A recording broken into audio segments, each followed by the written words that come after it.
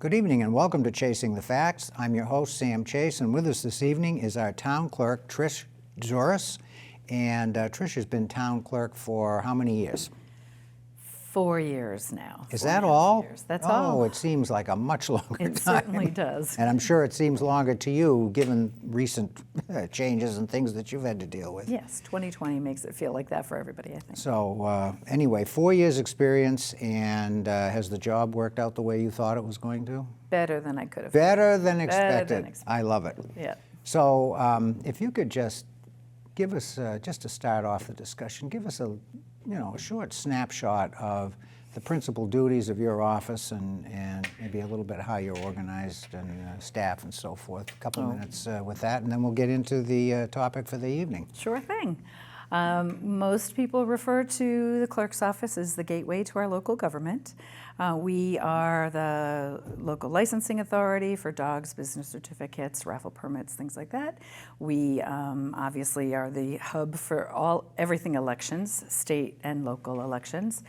And we do business, I already said business certificates, but vital records, births, deaths, and marriages is an important part of our job. E911, we coordinate with street listings, local census and federal census, annual town reports. There's just a lot of functions within the office. But we are the first place that people usually come to when they're looking for something in the local municipal government.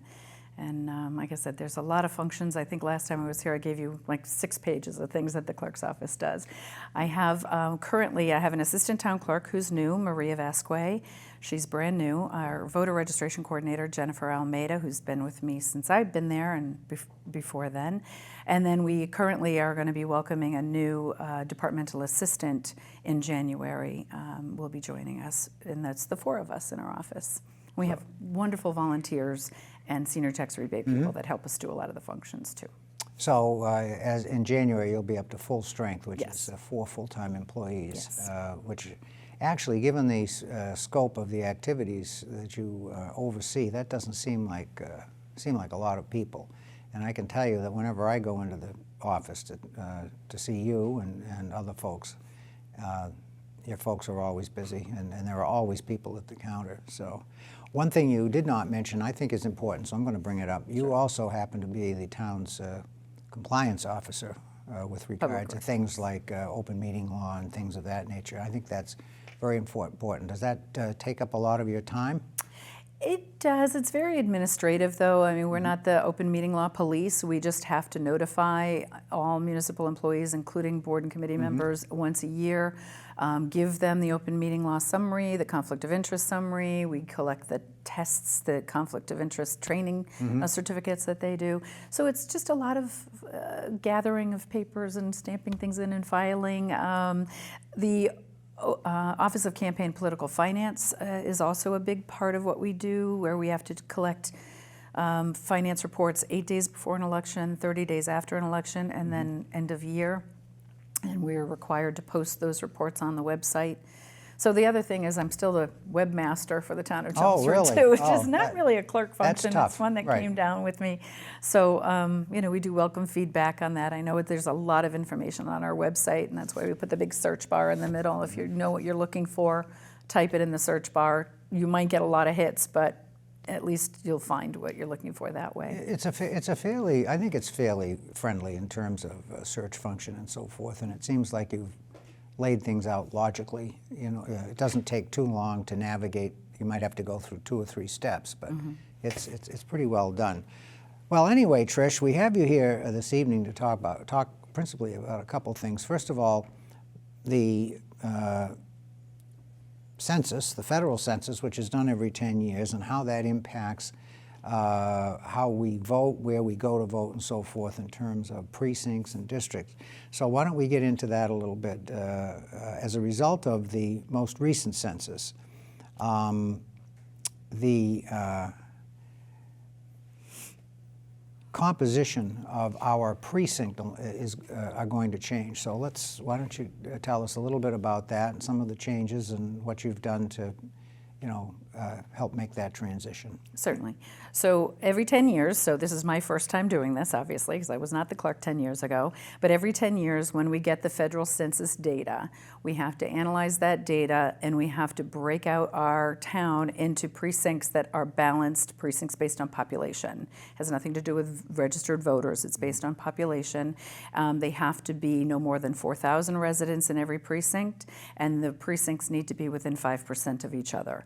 And we're supposed to take a lot of factors into consideration so that nobody's marginalized. And so when we're looking at the census data for 2020, prior to Governor Baker signing a law in October that allowed the legislature to draw the redistricting lines prior to the re-precincting, our precincts would have created the building blocks for then the legislature to create the redistricting. But because the census data was delayed due to COVID, the Special Joint Committee on Legislative Redistricting decided that they couldn't wait and they wanted to have the ability to draw the legislative redistricting lines first. So for the benefit of the audience, these are state districts. Yes. So for example, we have four state reps for Chelmsford.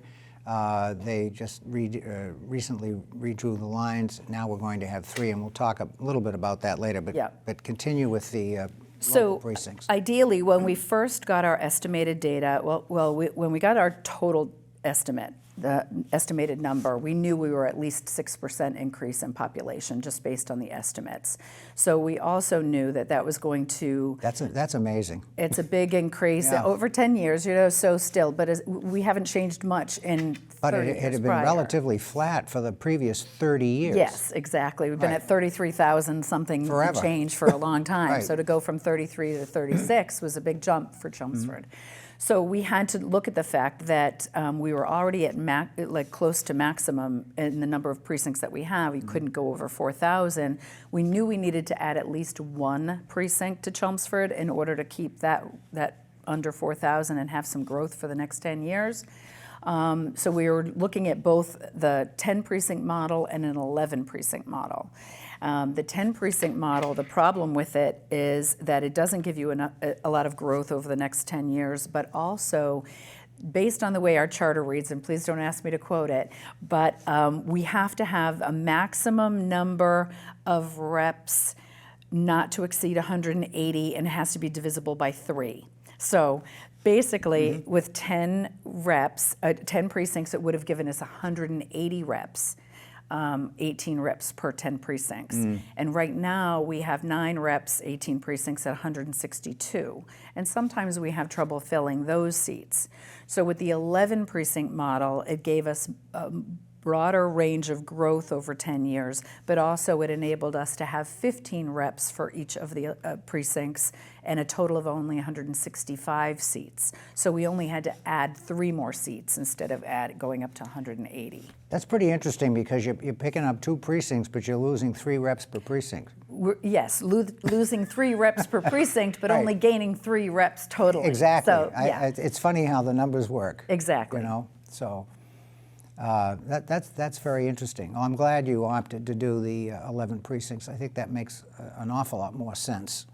And as you said, does give you a little bit more wiggle room for the next 10 years. But I think 165, as you said, we're at 162 now. 165 is a good number. I think when you get much beyond that, it becomes unwieldy, and you run into a difficulty with quorum. Now, I know Bill Ricker, for example, they have representative town meeting. They have 240 reps. I don't know if they're going to change. I do know that they picked up population. I don't know by how much. But in recent years, they've had a lot of difficulty filling the seats and in some cases having sufficient quorum to conduct business. So I think 240 is probably a little bit too much. So I'm glad that it's going to stay about the same. So talk a little bit about the methodology or the strategy, however you want to describe it, for determining where the precincts are geographically and the numbering system. And I'll start off by saying I live in the center of town, Yes. and so have always been precinct 1. And I have no idea why the center of the town would be precinct 1, but that's the way it was. So how does all that change? Okay, well, we thought since we had to add 2 more precincts, it just made sense based on the parameters that we're supposed to be abiding by when we're doing these boundaries. They want clean, contiguous lines and not a lot of legs and little sticky outy things in the precinct. So No gerrymandering in Chelmsford. Yeah, so they really want clean, contiguous Right. lines, and we thought, okay, so we were adding 2 precincts. Why not start and make it make sense geographically as well? So starting at the top, 1, 2, 3, 4, 5, 6, 7, 8, 9, 10, 11, down to the south. So that was really just logistically seemed to make sense. I think in years past, the center of town, Chelmsford Center, was the original founding of the town, and so number 1, that's where it started. And then they had North Vinyl Square as 2. And as we move forward, that just doesn't seem to make Now, sense. does Vinyl Square become 1? It's 1 and 2. So basically, 2 is pretty much the same. So I think Okay. Vinyl Square is probably 1. Great. I Yeah. think that's wonderful. So Yeah. we flipped now. Yes. So now They get a turn. they get a turn at being 1, which it's like a 5-digit number plate. Who cares? Yeah. But a lot of people care about stuff That's like right. that. So That's you know, right. So- that's fine. So we're going to wind up with 11. So I do know, for example, as I said, I've always been precinct 1. So now we're going to be precinct 9, Correct. where we are in the center. And why don't we talk a little bit about how that affects where people are going to vote and that sort of thing? What changes there? Well, luckily, before the pandemic hit, we had a contingency plan, emergency contingency plan, where we had had the select board approve the 50 Billerica Road town offices as an alternate polling location. We found during the pandemic that it's very difficult to maintain social distancing with a lot of precincts crammed into one place. Yep. So that being the case, knowing we were adding 2 precincts, we couldn't squeeze them into where we had, so we are adding a 3rd polling location of the town offices. So now it will be, we're adding a location to the senior center, so precincts 1, 2, and 3 will vote at the senior center. Precincts 4, 5, 6, 7, and 8 will stay at McCarthy, and it's just going to be the large gym, because there were always 5 precincts in the large gym. This is 5 precincts, the large gym. Which that way, if we have to spread things out a little bit more, we've got some room to breathe in there. And then 9, 10, and 11 will be at the gymnasium at the town offices.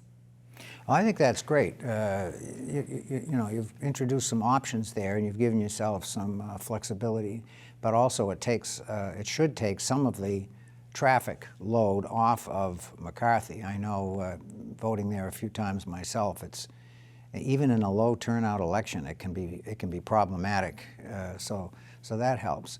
And the fact now that my wife and I will be voting at the town hall, we may not even early vote. I mean, we can just walk up and vote on the day. So that makes it very convenient. So have you heard any feedback from residents as to how they feel about their proposed renumbering?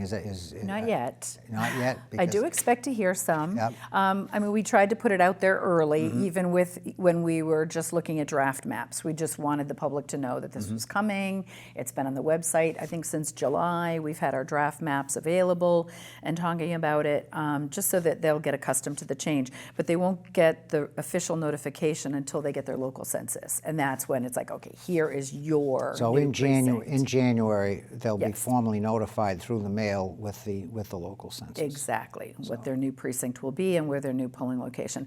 The only people that I expect to be the most upset are the people that were precinct 9 and now they're not.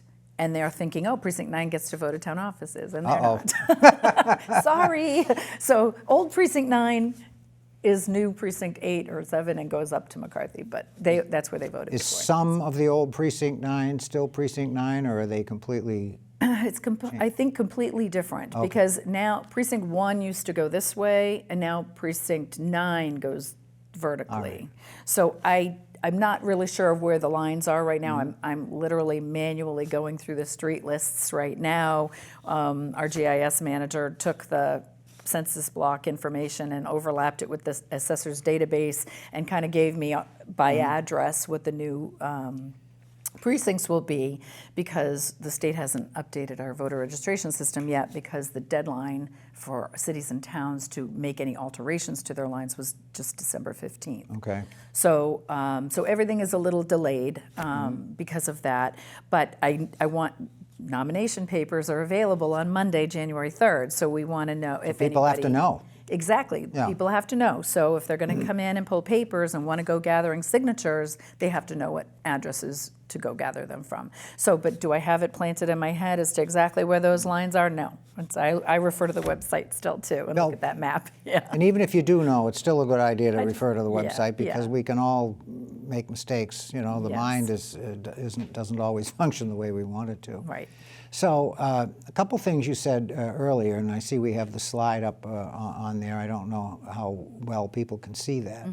But it looks like what we have is, what are those two? So there's the one on the left is our old, well, what I should say, our current precinct Current map. precinct. Current. I see precinct one, Yes. like you say, the little Exactly. sausage in the middle there. Exactly. So Right. that's existing precincts up until December 31st. And I wanted them to be able to compare it to what the new precinct map would look like. So there's links there. And basically, if you just type in precinct maps into the search bar, you should be able to get several hits and be able to choose which one you want to take a look at. But it That's just great. adds the extra, visual for. But you can zoom in on those, so they are full-size maps. So if somebody, zooms in, they can get right down to their street. They can figure it out. They can figure it out. Yeah. So that's good. That's good to have that visual. Now, you said something a little earlier in the discussion about the order in which we're doing legislative districts and precinct, and let's follow up on that a little bit. I'm not sure I heard it correctly, but what I got from what you said was that it would have been, or could have been, a little easier if you had done the precincting first and then the legislature had done the districts. Would that have been a better situation? I think so. Okay. I think it would have been better if the Special Joint Committee on Redistricting had looked at our proposed new precinct lines rather than using old precinct lines that are 10 years old. Well, now that makes Yeah. perfect sense. Doesn't it? That makes perfect sense. Doesn't it? But they didn't. Well, they So- didn't, and you had a confluence of circumstances. I'm sure Yeah. that the pandemic and related things have impacted that as well. So it is what it is. Now, how much discretion does the town have? And I would say probably pretty much your office, and maybe the town manager was involved as well, and others. How much latitude do you have in designing? I mean, other than you have to have a certain number of people, and in other words, what I'm getting at is you don't have some state regulator looking over your shoulder saying, listen, don't draw the line here, draw it there. Is that a fair statement? No, we do not. We Okay. just were given the guidelines in which we were to follow, and luckily the Census Division of the Secretary's Office was very helpful with getting us, the data that we needed, and as we made changes, they would give us a new draft map to look at, and we could zoom in and see. There was a couple of situations where, like Smith Street they normally vote at the at McCarthy, and that some of them were going to be going up to the senior center. So we moved a line that way so that it just made more sense, so that they could still vote the place that was closest. Also, and again, I haven't mentioned this yet, but the frustration and the difficulty with the redistricting taking place prior to reprecincting is that it put our lines in conflict with theirs, where we have split precincts in two cases. There's Precinct 3 and Precinct 5 Okay. that fall into two legislative districts. And that is a direct result of the fact that they did their redistricting before we did our reprecincting. Okay, what does that mean now for a voter when he What goes that to vote? means is that, so there's going to be a 3A and a 3B. 3A in a state election is going to get one type of ballot, and 3B will get a different type of ballot. So For state for rep. state reps, but even it's up, but then that means that anytime there's a primary, Yep. depending upon how many ballot styles we have in a primary, we're going to then multiply that by 2 for that precinct. Now that doesn't affect the state Senate district, does it? It doesn't, because the congressional districts are the same, but yet at the same time, any state election, you're going to have 2 different ballot styles just because of the legislative In district that split precinct. In that split So we have precinct. 3, is that the only split? 3 and 5. Oh, 5 is also, 5 is 5A and also 5B. 5A and 5B. And we had proposed, and we did, I wanted the voters to know that even though we knew there was probably not much that was going to be done, we still made the effort. I mean, the town manager sent emails and letters, the select board sent emails and letters, the registrar sent emails and letters to the special joint, to the chair, the co-chairs of the special joint legislative redistricting committee. I sent letters and emails to one of our reps who sat on that committee beginning in July. We were notified on the same day, I think it was July 8th, that they were having a special hearing. We were notified on the same day by our elections division that they were pursuing this legislation and how badly it could affect some areas with split districts, and again, which has increased costs for elections and everything else. So we didn't really jump on board the July 8th public hearing that the Special Joint Redistricting Committee had, but we certainly jumped on board the most recent one in October and expressed our dismay. And we also offered 2 solutions. You don't just complain, you offer solutions. Good. There were 2 proposed solutions, and neither one of them were adopted. The best case scenario would have been Paul's solution, which is you take what is now what we're looking at, precincts 4 and 5, move that away from the Middlesex District 2, and add some from Acton to District 2, and then take those precincts 4 and 5 and add it to Middlesex District 14. So that would have given us 2 reps, 2 reps, instead right. of 3. And it So would have that's given us- something that the town manager Yes, proposed? the town Okay. manager proposed that. If they couldn't do that, which that would have been the ideal situation, it would have avoided split precincts and it would have given us 2 reps. If they couldn't do that, there was one boundary that, if they could have just moved this one boundary from the old precinct line to the new precinct line, it would have avoided split precincts, and it would have moved 1,022 residents to District 16 and taken 1,022 residents away from District 2. And that would have prevented any split precincts, but they wouldn't move the lines. So we're going, as a result of this effort, so we're going to go from having 4 state reps to 3. Yes. And I'm going to be very cynical and say that if we did not have a state representative who elected not to run for re-election, they would have figured out how to keep 4 reps. Possibly. Okay, because Yep. at the end of the day, folks, regardless of what you think of our politicians, and I know all of our local people and they're good people, but at the end of the day, it is at least in part about self-preservation, and they want to make sure that they don't lose their seat.